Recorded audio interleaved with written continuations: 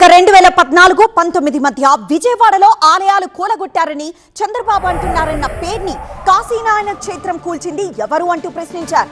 ఇక శ్రీకాకుళం కూర్మలో ఆలయానికి నిప్పు పెట్టింది ఎవరు అన్నారు. తిరుపతిలో వైకుంఠ ఏకాదశి తొక్కిసలాట, సింహాచలం గోడ కూలిన ఘటనలో మరణాలకు బాధ్యులు ఎవరన్నారు మాజీ మంత్రి పేర్ని నాని.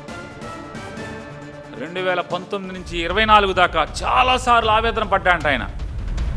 ఎందుకు ఆవేదన పడ్డాడు? అధికారం పోయిందని ఆవేదన పడ్డావా? నీకన్నా చిన్నోడు 4 పదులు కుర్రాడు రాజకీయాల్లో మీకు కుక్క చావు చూపించాడనా? దేనికైనా అడుగుతున్నాను. దేనికి? మీ జీవితంలో ఎంత ఘోర పరాజయాన్ని ఎప్పుడు చూడనటువంటి పరిస్థితులు మీకు కల్పించాడనా? దేనికి ఆవేదన పడ్డారు? దేవాలయాల మీద దాడులు జరిగితే జగన్కి లాభమా నష్టమా? మీరు ఒకసారి ఆలోచించేయమని అడుగుతున్నా. ఎవరికి లాభం? జగన్మోహన్ రెడ్డి గారు ముఖ్యమంత్రిగా ఉన్నటువంటి కాలంలో ఆలయాల మీద దాడులు జరిగితే ఎవరికి లాభం? ప్రత్యర్థిగా ఉన్న చంద్రబాబు నాయుడు గారికి కదా లాభం. నేను అడుగుతున్నా, నారా చంద్రబాబు నాయుడు గారు, మీరు కిరాతకుల్ని లేదా కిరాయి మోకల్ని ప్రోత్సహించి గుడుల మీద దాడులు చేయించిన దానికి మీరు వెనక మీరు ఉన్నారా లేరా అని నేను అడుగుతున్నాను. మీ పాత్ర ఉందా లేదా?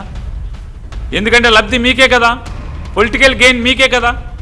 మరి మీ పాత్ర లేకుండా ఎవరికి అవసరం అని అడుగుతున్నా. అయితే మీరా, మీ కింద తాబేదారులా, మీ ఏజెంట్లా, నువ్వు చల్లగా ఉంటే బాగుపడదాం అనేటువంటి తప్పుడు ఆలోచనలు ఉన్నాడా? ఎవడో కూడా లేకుండా జగన్మోహన్ రెడ్డి గారికి ఏం సంబంధం ఉంటుందని అడుగుతున్నాను.